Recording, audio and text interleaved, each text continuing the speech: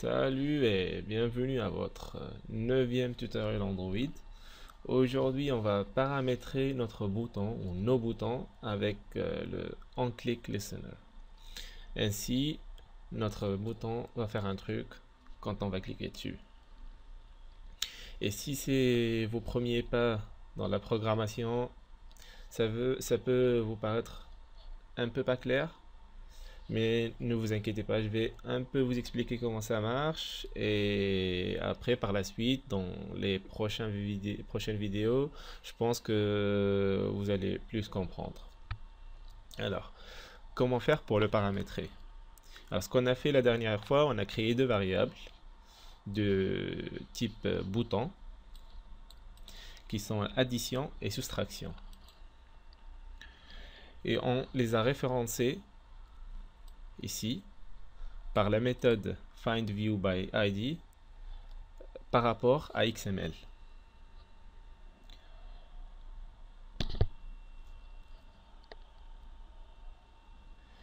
Et le paramétrage du bouton s'effectuera dans la méthode onCreate, ici même, entre ces deux crochets là. Ce qu'on va faire est on va créer notre onClick Listener qui va utiliser la méthode onClick pour donner vie à notre bouton. Alors, comme on a importé la dernière fois la classe bouton ici, on peut utiliser certaines méthodes de cette classe. Et l'une de ces classes qu'on va utiliser s'appelle setOnClickListener. Alors, on va utiliser notre premier objet, notre bouton addition, on clique point, et là, si mon ordinateur me le permet, alors, on a plusieurs méthodes. Nous, on va utiliser la méthode setOnClickListener. La première qui a comme paramètre un onClick Listener. Alors, et puisqu'on n'a pas de onClick Listener pour mettre un paramètre, on va le créer maintenant. Pour créer ce paramètre, on a besoin d'un paramètre qui s'appelle onClick Listener. Alors, pour le faire, on fait new, et puisque le onClick Listener fait partie de la classe view, alors on fait view. Et là, on a notre paramètre onClick Listener. On clique dessus. Pardon. Je le refais. Alors, onClick Listener.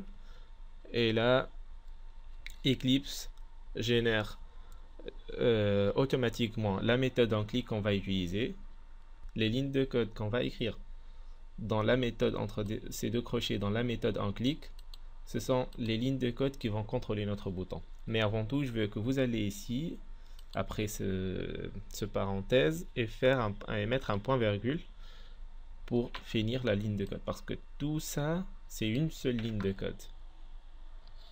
Alors, là, on a fermé cette ligne de code. J'espère que c'est pas trop difficile pour vous, mais plus vous utilisez des boutons, plus vous vous familiarisez avec cela.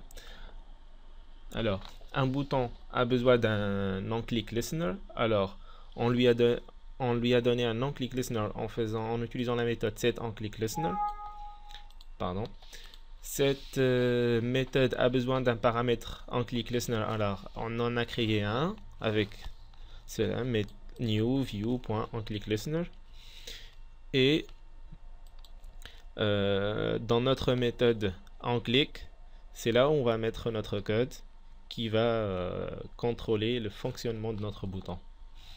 Alors, j'espère que c'est clair pour vous. C'est tout pour ce tutoriel.